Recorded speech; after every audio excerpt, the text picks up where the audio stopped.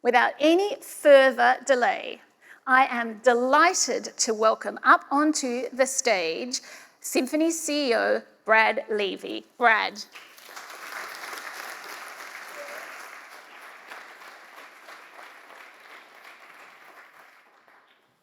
Thank you so much, Corinna. And one more, just to get the room vibing, just for you all, please. Woo! Here we go. Well, hello, and welcome to Symphony Innovate London 2023. We really do appreciate you all taking the time in person, and for those of you streaming online. A special thanks to the team, many are around for such a top-notch event. We'll begin now with more formal. So this past weekend, I had the pleasure of seeing my daughter graduate in New Orleans. Wonderful commencement speech by the dean of her school. But the reality was, it was very hot. If you've been to New Orleans around this time of year, it was very humid, but it was really superhuman. It was a really human event. And the dean spoke of ChatGPT, obviously. And if you were in school in New Orleans in the last 4 years, you went through a pandemic, you went through multiple hurricanes, and you went through insurrections and all sorts of other things that these kids were impacted by. What we reflected on is he tried to write parts of his keynote with ChatGPT, and his view was it was just flat, it was inauthentic, and it lacked energy.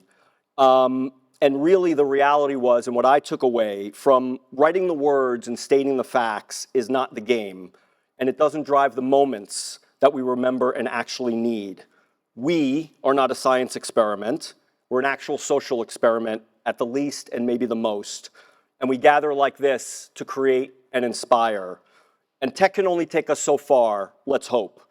And so to that point, if people could just take a brief moment and introduce or say hello to your neighbor to left and right. My yogis do this, it's a little awkward, but just take a moment and say hello. Go about your business, chatter, chatter, mumble, mumble. See that?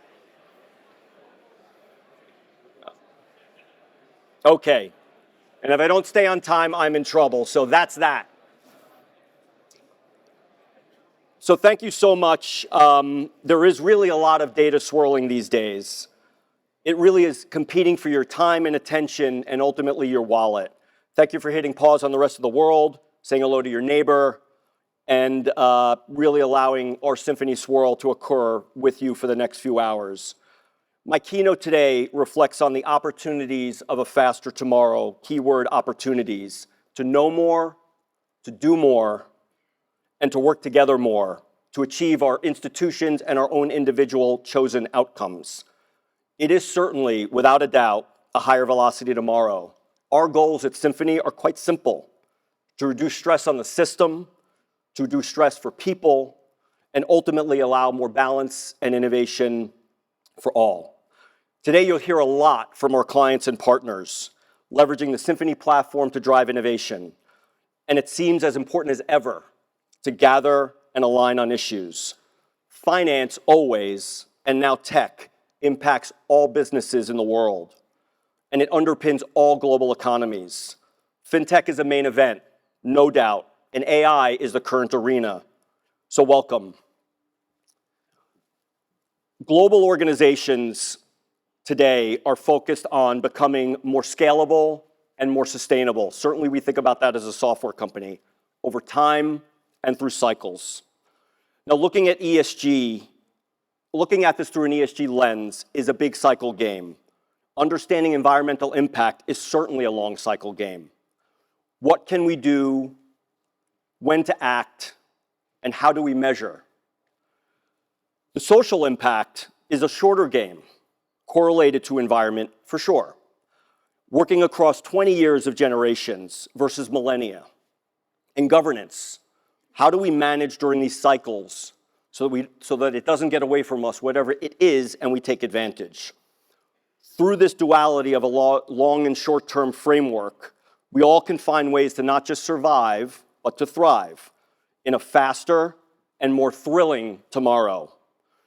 But let's take a step back for a minute, maybe a really big step back in time for some context and a little bit of perspective. The length of a cycle is definitely relative and needs clear defining. For us humans, a few hundred years is a really long time. America, a few hundred years. Almost an experiment in terms of time.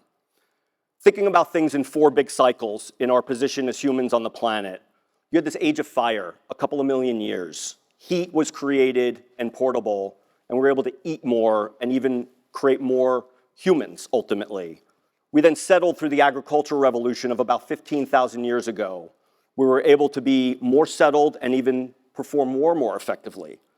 Industrial revolution may be marked by the printing press, about 500 years through steam and steam engines and airplanes, put us on the move globally and allowed us to spread and proliferate.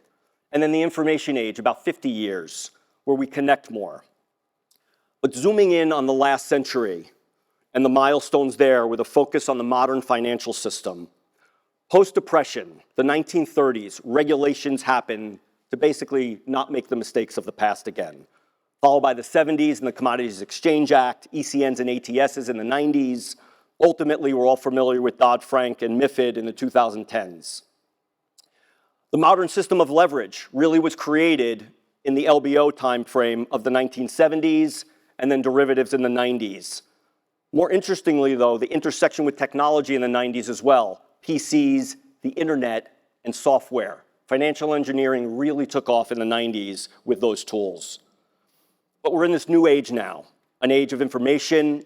Some people refer to it as a 4th industrial revolution. Personally, I think it's big enough to deserve its own name, the age of information. Year 2000, 2050, maybe we're about halfway through this big move. And this cycle is highly compressed. We are really experiencing a very big cycle change. I think we all see it and we certainly feel it. 3 megatrends driving this: technology, geopolitical, and a combination of climate challenges and energy policy. Sustainability ambitions and maybe survival is an integral part of this new cycle. Our financial stability, our impact on the system, and our role on the planet all do seem to be questioned simultaneously. And there seems to be one key feature of this cycle. Any guesses? Come on, somebody say a word. Anyone? Morgan, I'm picking on you. Socratic method. No, I can't. I'm paralyzed. Speed. So speed is the feature of this cycle that might be the most unique. As I said, 50 years versus 515,000, 2 million.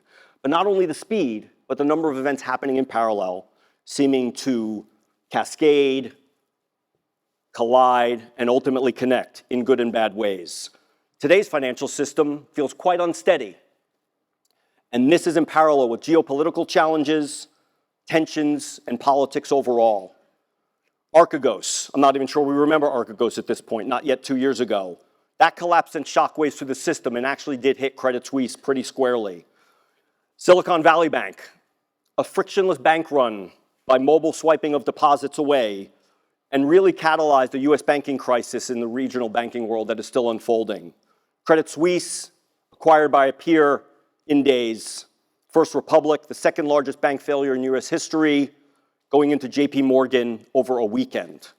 The US debt crisis playing out right now, commercial real estate valuation bubble playing out right now, the credit markets tightening playing out right now, and on and on and on.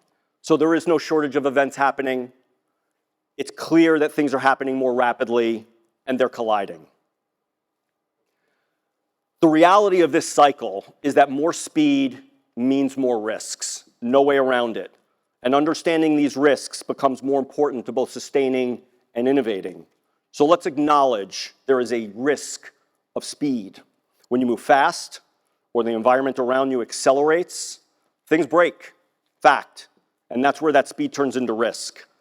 There are risks that the changes we're just unprepared for, which means we're too slow or didn't see it coming. Like interest rate risk, familiar, not moving quickly enough on a technology trend, or maybe most importantly, not protecting your data, clearly in the news today with Meta. And now technology is more at the core than ever, whether moving too slowly from technical debt over the last 40 years, or moving too quickly on the latest and fastest trends in AI and large language models. But it's not just one thing. It's the so many things that are colliding and intersecting that's so hard to predict, feeding on each other. and their combination is the real challenge. So with these cycles colliding, combining, and accelerating, the impact on industries, on institutions, and on individuals is very pronounced. It moves quickly, and it will vary and has varied greatly. In times of these fast-moving challenges and a lot of uncertainty, the short-term impacts are very challenging. Many firms struggle to adapt, and even small misses become big long-term impacts. Climate change, inflation, globalization, and many more, all factors with tech as an accelerant, but also the way forward. And we're constantly living in this duality of tech as a feature, tech as a producer, tech as a weapon. So what to do about it? It is important to understand the macro trends without allowing it to paralyze us. For myself, and I get accused of this, I like news. I don't like good news or bad news. I just take in a lot of information. I call it my SLM, my small language model.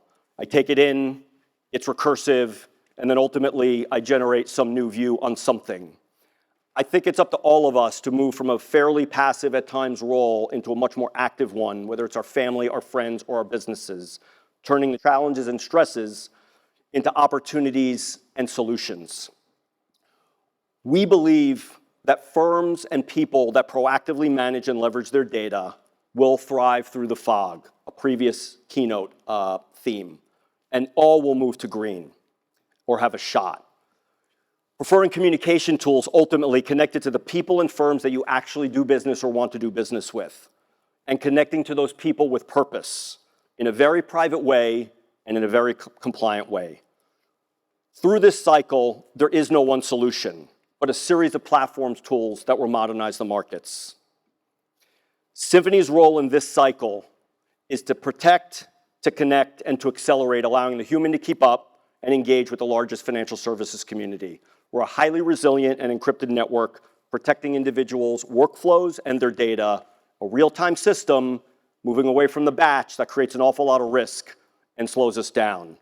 We are a modular platform with a set of tools for the future, a directory and identity services that connect you, collaboration, messaging, and voice services that communicate, and ultimately inside and outside of your firewalls, and the data access and analytics, and you'll hear a lot about that today, starting with Amenity. Most importantly, we're extensible and embeddable. And again, with our embedded collaboration platform, you will see that today.